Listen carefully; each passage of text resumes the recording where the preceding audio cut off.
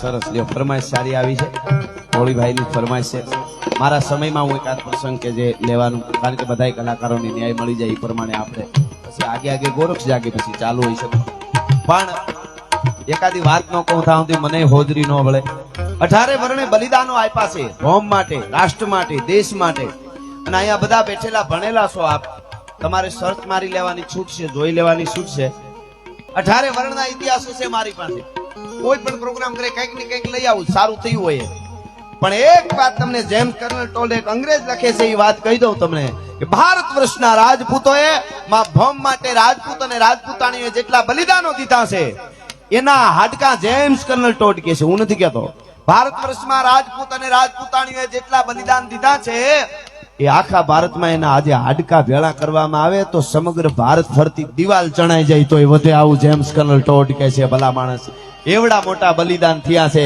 જેડે તેડેથી નથી એ કિરત હુંદા કામ જો ચીરી જે ચામ તો રાણા રગત નીકળે એમનેમ નથી થતું કંઈક કરવું પડે તો જ થાય દો તલવાર બાંધ કે સભી કહાવત સુર પણ યુદ્ધ ચાણે ઓળખાય કિન કે મુખ પે નૂર યુદ્ધ એટલે લડી લેવા માટે હોય તો છે જ આપણા સૈનિકો પણ યુદ્ધ તો પરિવારમાં હોય નાયતમાં હોય કુટુંબમાં હોય કુટુંબને કેવી રીતે ભેળું રાખવું નાયતને ટીમને અને કામ કરી જાવું આવરણ આવે ફલાણું બધાને ભેળા રાખતું જાવું આમ કરવું આમ બેલેન્સ કરવું આમ એમાંથી આર પાર નીકળી જાય મોટું યુદ્ધ જીતેલો છે એવા યુદ્ધ સમાજમાં આજે બહુ આવતા હોય મહેન્દ્રસિંહજી એવા યુદ્ધો તો બહુ આવતા હોય આજે અને એ યુદ્ધ જીતી જાય એ સૂરો છે એ આર પાર ઉતરી ગયેલો છે નકરું વળ ખાવા તો હાવ હેલા છે અને હાવજ ને એન્ટ્રી પાડવાની જ ન હોય યુવાનોને એ કહી દઉં એન્ટ્રી હેઠાડીને પાડવી પડે હુયા ઉભા રાખીને ફૂ ફૂ ફૂ બહુ સમાજમાં પાડે એન્ટ્રી કેવું ઓલો તો બોરડીના ઝાડા આડો બેઠો જેવી તેવી જટા દેખાય તો હે અહીંયા બેઠો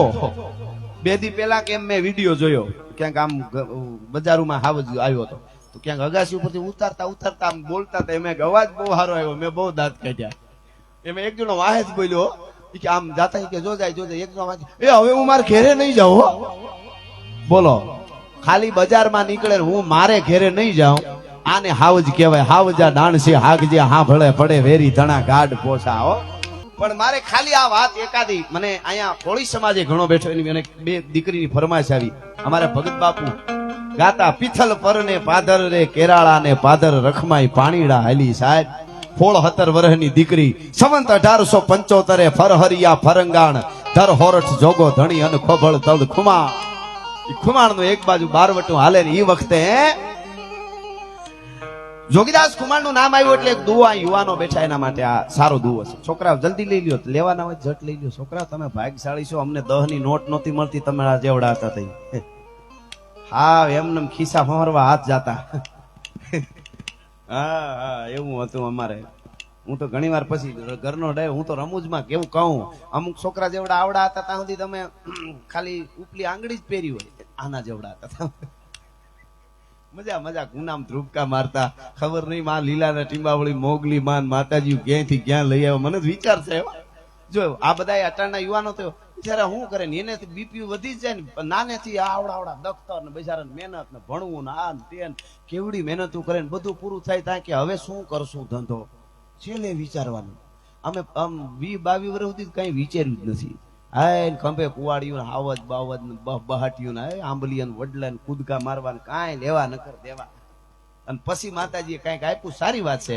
અને આપ બધાનો પ્રેમ છે પ્રેમથી જ દુનિયાને જીતી શકાય એ વાત હકીકત છે એટલે ટૂંકમાં મારે કેવું છે પણ એક આ વાત કે ઈ 17 વર્ષ ચારિત્ર્યની શું તાકાત છે જોગીદાસ કુમાર નું નામ આવ્યું એટલે એ દુઓ કે જોગીદાસ કુમાર નો એક દુહો છે યુવાનોને જીવનમાં ઉતારવા જેવો તું ટીંબે જુનાણા તણે અને ફેહળિયો ફોજે તેદી બીબડિયું બંગલે તને જુએ જોગીદાસિયા 18 વર્ણને લાગુ પડે આ વાત જુનાગઢ નવાબની બીબીયું બારીયું ખોલી જોતી હતી શું કામે રૂપ ની રખવા 999 પાદરમાં કોઈ રૂપાળો એવો ન હોય નહીં એને ખબર હતી કે આવા જતી અવતાર જેવો પવિત્ર જોગાના ખાલી દર્શન થઈ જાય ને તો અમારા પાપ ધોવાઈ જાય એટલે ઈ બેનું દીકરીઓ એના બારીયું ખોલી તું ટીંબે જુનાણા તણે એનું બારવટું ટૂંકમાં અને એક બાજુ મોવાના બંદરેથી અંગ્રેજ ટોપાવાળા અધિકારીઓ ઉતર્યા અને બરાબર અંગ્રેજ ટોપાવાળા અધિકારીઓ મવાના બંદરેથી ઉતર્યા અને એક ટોપાવાળો ફાટીને ધુવાડી ગયેલો ટાણે ભંભલા ભરીને દારૂ પીવે અડધો બકરો ખાય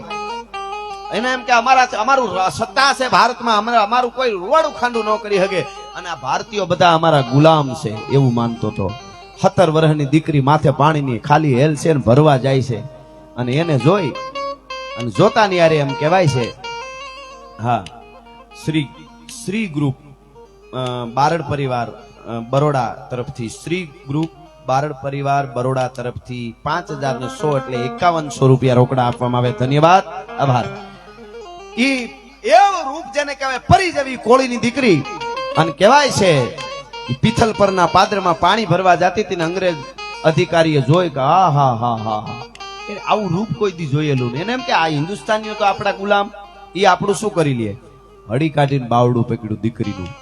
પણ કોમળ દીકરી જે હતી 17 વર્ષની સિંહણ જેવી બની ગવાય. ચોટીલાના ડુંગરેથી ચામુંડા ઉતરી હોય ચંડમુંડ ને રોળવા એમ આમ ક્રોધમાં જેને કહેવાય પ્રકૃતિનો મરોડ બદલાનો હાંડો હાથમાં હતો એમ કરી આમ ઘા કરવા જાય. ઓલાને ખબર પડી ગઈ કે આ મારી નાખશે.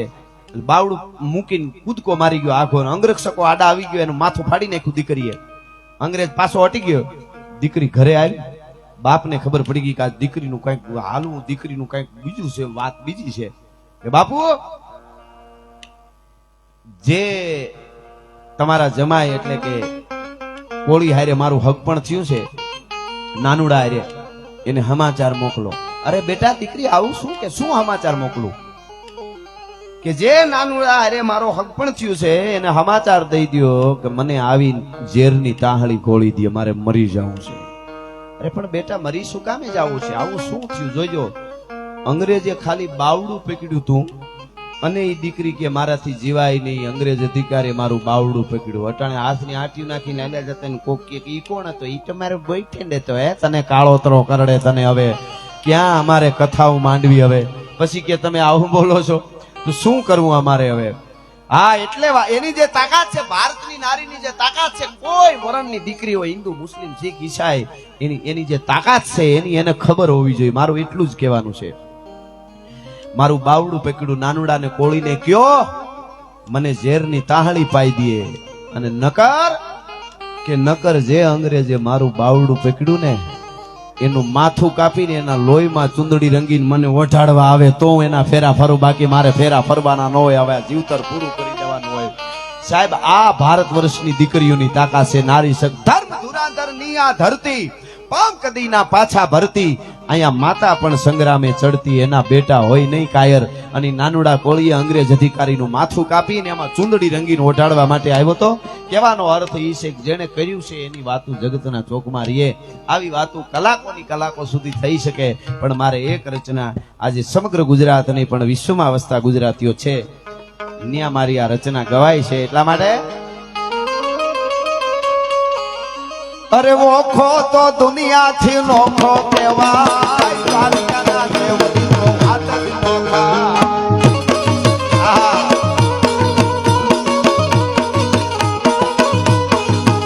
મારો ઓખો તો દુનિયાથી નોખો કહેવાય, મારા દ્વારકાના ઠાકરની વાત ના થાય.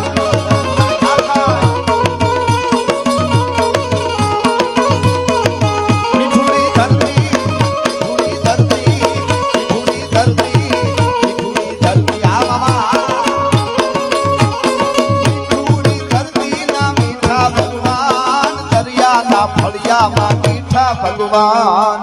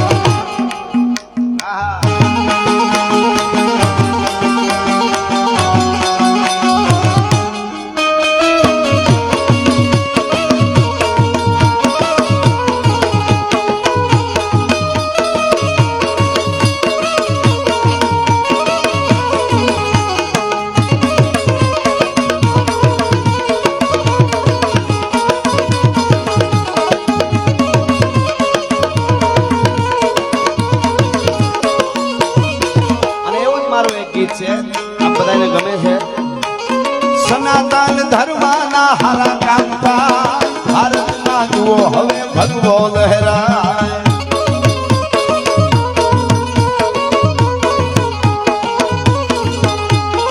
અયોધ્યા રાઘવનું મંદિર બંધાય, ઉજળોમાં નવલો ઇતિહાસ લખાય. ધર્મની જીત નવે હાથી કહેવાય, મારા ભારતમાં જુઓ હવે ભગવો લહેરાય.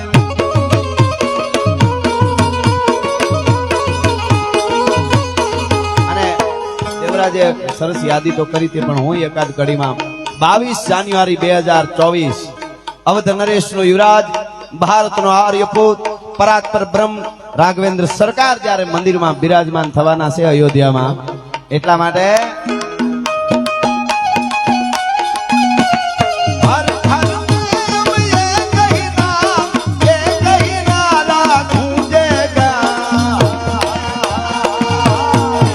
मेरे भारत का बच्चा बच्चा, वाह, मेरे भारत का बच्चा बच्चा, जय जय श्री राम बोलेगा. हाथ चावड़ा, हाथ चावड़ा. हर धर्म ये कहना जय श्री राम.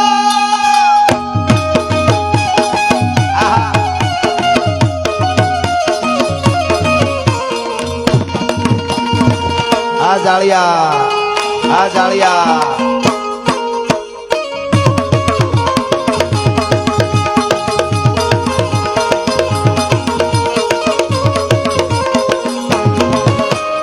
जहाँ राम ने जन्म लिया है, मंदिर वही बनाएंगे.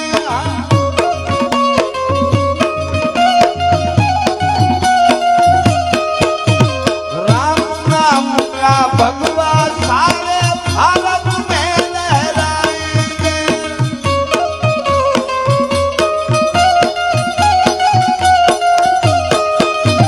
राम नाम क्या मीठे प्याला, राम की धुन में डोलेगा. मेरे भारत का बच्चा बच्चा, मेरे भारत का बच्चा